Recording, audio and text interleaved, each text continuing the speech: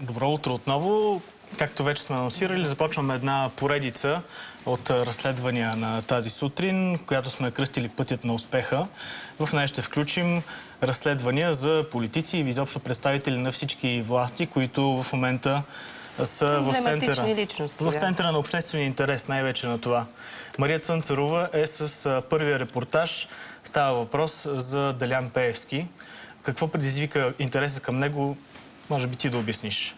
Интересът към него знаем какво го е предизвикал. Въобще той се оказа в центъра на шумен обществен скандал и въобще е противоречива личност в политическия живот на страната ни.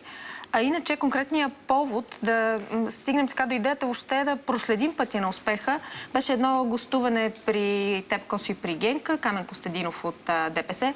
Той така много настоятелно ви призова да разследвате пътя на успеха. А той беше гост по повод на писмото на Делян Пеевски, отвореното, в който той точно каза, така, Делян Пеевски тогава се обяви за успял човек. И в тази връзка Камен Костадинов призова журналистите да направят разследване. А колко време това разследване ти отне? Всяко разследване, това специално също така, се оказа свързано с много документи. Първо да кажа, че да се направи разследване за Делян Пеевски се оказа трудна работа, защото никой не желая да говори за Делян Пеевски. Потърсих всички хора, които той е срещнал по пътя си към успеха, тези, които са му давали работа.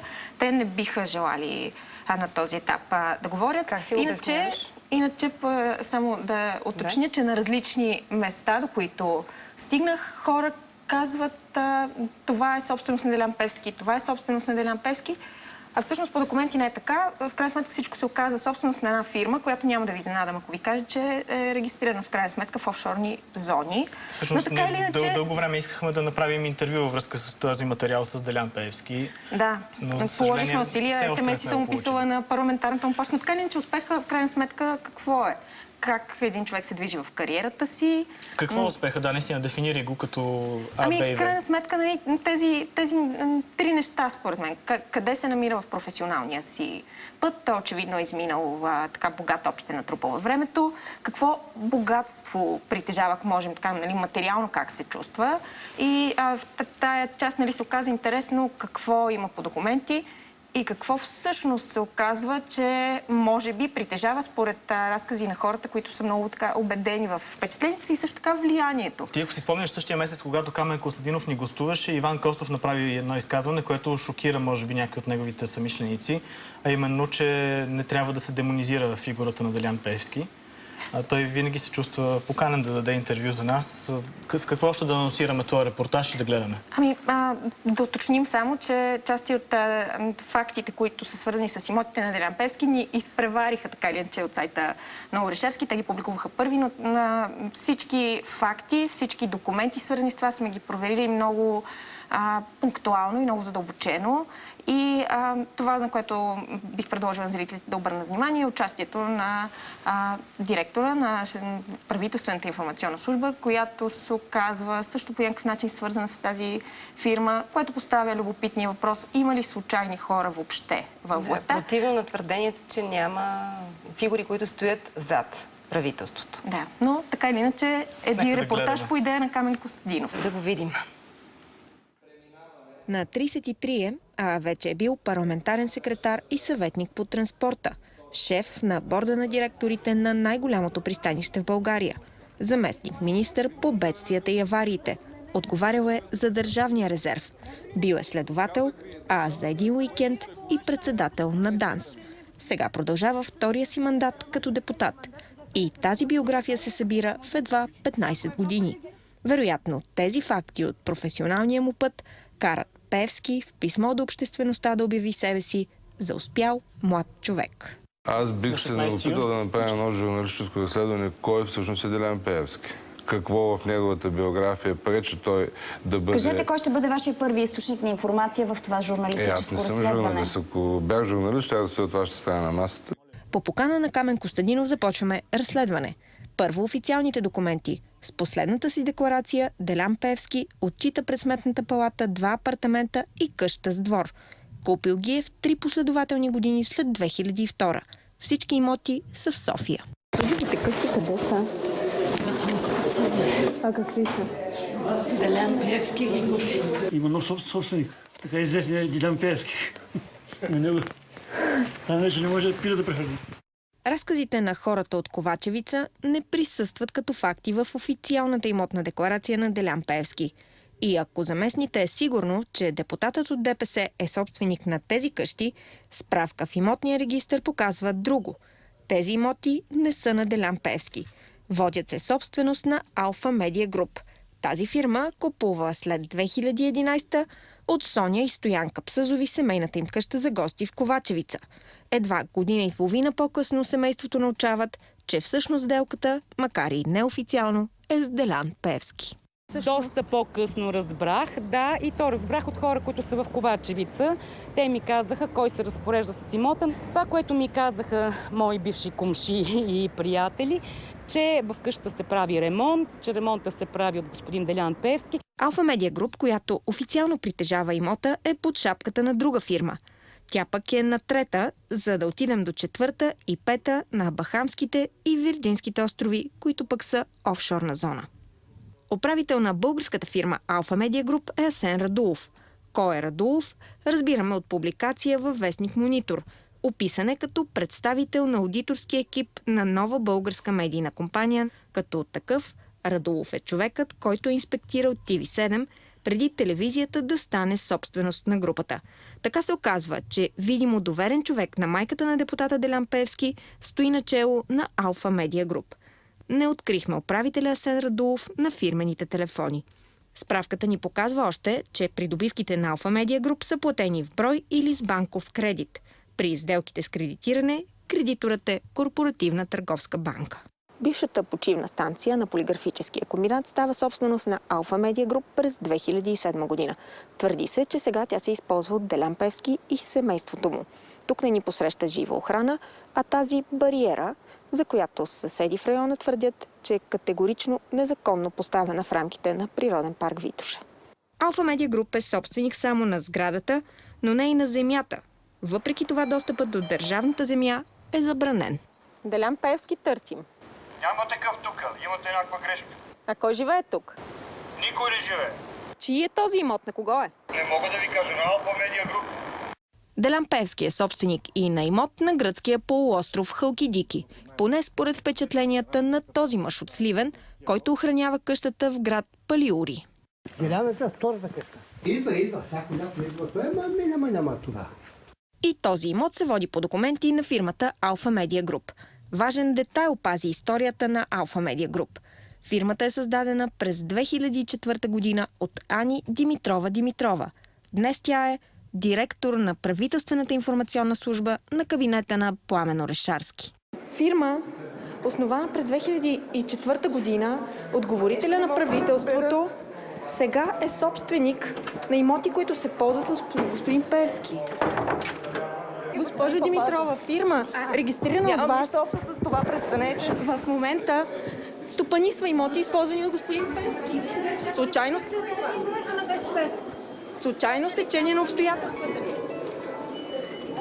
Днес Ани Димитрова няма общо с Алфа Медиа Груп. А за Делян Пеевски се знае, че не живее на местата, които е обявил в данъчната си декларация, а на други, много по-строго охранявани. Отиваме в квартал Симеоново на улица Иван Богданов. Добре, улицата ли охранявате? Тази къща ли охранявате? Какво охранявате? В момента вас. От какво ни пазите? От вас самите. Частно охранителна фирма сме, пазиме къщата и това е. Това са ни казали, нито виждаме кой влиза, нито кой излиза. Няма как да ви кажа. Виждали ли сте депутата Делян Пеевски? Не мога да ви отговорям на тези въпроси. Достатъчно, ние може да преценим колко. Аре, само без тия номера, а? Вървях назад, не ви видях. Как като вървиш назад, малата без пръсти? Сега за един репортаж от 5 минути ще издете хляба на 10 души. 15, 20, 30 или 100 или колкото са. Колко души охраняват тази къща? Аз говоря за себе си лично в момента. Някои от съседите на строго охраняваната къща се притесняват да застанат пред камерата ни. Вярно ли е, че Делян Пеевски живее? Възможно е, но аз не мога да ви кажа. Чувам ясно, не мога да кажа, лично не ги познавам. Говориш, че това е Пеевски. Аз съм почти убеден, че той... Обяснявате ли си защо има толкова много охрана? Ние свикнахме вече. Аз нещо, което съм наблюдавал е Излизат някакви момчета, спират движението, минава автомобил. Джип, не знам точно каква марка е, но е голям. И това е просто чудо, че се спира движението, но явно за да излезе автомобила. Просто е... Друг адрес, за който се твърди, че е често посещаван от Делян Пеевски, е този хотел в квартал Бояна. Това е мястото, където екип на германската телевизия Арта имаше среща с охранители и полиция, защото снимали. Дай само това, ще го върна. Нали? Той е малко такъв документ като нашия, къде не трябва да се дават много, ама... Защото, нали разбирате, нашия дежурен са като ни е пратил, оттам директора, то, оня, на то и става една, къде ми обеле косата от... Делян Пеевски не е изкривил фактите в имотната си декларация. Строго охраняваната къща в квартал Симеоново не е негова. Не са негови и апартаментите в хотела в Бояна. Официално те са собственост на майката на депутата, Ирена Кръстева. Притежава ги с фирмата си Балканска медийна компания. Освен тези два имота, фирмата на Кръстева стопанисва още над 50 в София, на морето, в Пазарджик и Велинград. Още през 2009 в стандартната декларация за конфликт на интереси, депутатът, тогава първи мандат Делян Пеевски, обявява, че няма участие и интереси в търговски дружества. Потвърждават го и регистрите. На документите обаче отново противоречат хората. Доскоро Пеевски твърдеше, че няма нищо общо с медии. Преди ден обаче уточни, че всъщност майка му Ирена Кръстева има. Просто има издадено вето. За това да не се пише, за она да не се пише и така нататък. И това в момента също съществува. Кои са били включени в това вето преди 4 години и кои са включени в това вето сега? Управляващите. Просто управляващите. Критики срещу тези на власт не. Да. И ако по документи Делян Пеевски не е богат, той наистина е успял човек. Само в София фирмата Алфа Медиа Груп притежава имоти за над 12 милиона лева. По препоръка на Камен Костадинов, за да научим повече за успеха на Делян Пеевски, потърсихме всички хора, за които се знае, че са били негови шефове през годините. Без да е завършил юридическото си образование и без да има необходимия стаж, Пеевски е назначен за следовател, когато шеф на службата е Ангел Александров. Първоначално Александров прие предложението ни за интервю, но спря да вдига мобилния си, когато трябваше да уточним срещата. Емел Етем, първият работодател на Пеевски в Министерството на бедствията и авариите, обеща да говори по темата следващата седмица. Транспортният министър от НДСВ Пламен Петров обясни по телефона, че вече е далеч от политиката и отказа да коментира назначението на тогава 21-годишния студент Пеевски за свой съветник и парламентарен секретар. Стигаме до основните причини за успеха на един човек – доброто образование. Делян Пеевски получава своето в Югозападния университет в Благоевград. Висшето училище увековечило депутата в списъка на отличниците. Не само, че не съм го виждал, аз съм си говорил и с колеги, които сме учили заедно, тъй като бяхме редовно обучени и по цял ден стояхме в факултета. Никой не го е виждал, не само аз. Просто да уредили само дипломата. Дори не е дошъл да си вземе дипломата. Преди да завърши с отличие в Благоевград, Пеевски е бил студент в Нов български университет. Източници от академичните среди ни разказват, че през 3-годишното си обучение там е имал променлив успех. Оценките му варирали от 6 по английски език до 2 по гражданско право. Не завършва образованието си там. А днешният материал завършва там, където започва животът на Делян Пеевски като пълнолетен гражданин. 119 училище. Срещаме се с неговата дама на бала. Класната му от 8 до 12 клас Цеца Петрова. Вярно ли е, че вие сте била дамата му на бала? Да, вярно е. И това ли се знае? Аз, мислейки за това, си спомних. Това беше съвсем дискретно. Беше така изключително сдържан, отзивчив, внимателен и не бих казала, че е свръхамбициозен. Този млад мъж на 33 може да бъде история на политическите метаморфози у нас. Защото какво е Делян Пеевски? По времето на комунизма заради семейството си, след това по времето на царя заради личните си контакти в училище, след това по времето на ГЕРБ, както става ясно, и днес. Значи това е един наистина активен млад човек. Спрямо политическата конюнктура. Спрямо политическата ситуация и конюнктура. Фактите от биографията му искахме да обсъдим и с самия Делян Пеевски. Отказа да говори в ефир, но обясни, че няма никакви притеснения за имотите на семейството си и че ако някой се съмнява в това, да сезира данъчните за проверка. За тази сутрин Мария Цанцарова, BTV.